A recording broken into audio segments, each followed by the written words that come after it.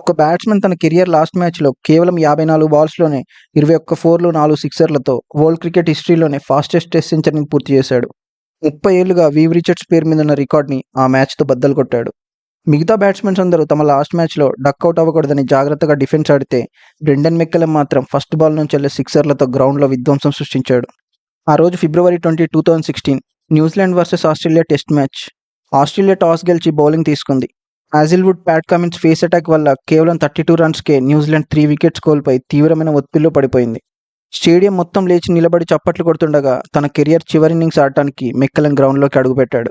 సాధారణంగా టీమ్ అలాంటి సిచ్యువేషన్‌లో ఉన్నప్పుడు ఏ బ్యాటర్ అయినా కాస్త టైం తీసుకుంటాడు. కానీ మెక్కలమ్ రావడమే డైరెక్ట్‌గా హిట్టింగ్ చేయడం స్టార్ట్ చేశాడు. అతన్ని ఎలా ఔట్ చేయాలో కూడా బౌలర్స్‌కి అర్థం కావట్లేదు. అలా కేవలం 54 బాల్స్‌లోనే 21 ఫోర్లు, 4 సిక్సర్లతో 30 ఏళ్లుగున్న ఫాస్టెస్ట్ టెస్ట్ సెంచరీ రికార్డ్‌ని బద్దలు కొట్టి ఇంటర్నేషనల్ క్రికెట్‌కి రిటైర్మెంట్ ఇచ్చాడు. క్రికెట్ హిస్టరీలో ఎంతోమంది లెజెండ్స్ రిటైర్ అయ్యారు. కానీ బ్రెండన్ మెక్కలమ్ లాగా ఆస్ట్రేలియా లాంటి టీమ్ పైన సెంచరీ చేసి వరల్డ్ రికార్డ్‌తో కెరియర్ ముగించిన వాడు మాత్రం చరిత్రలో మరొకడు లేడు, రాడు.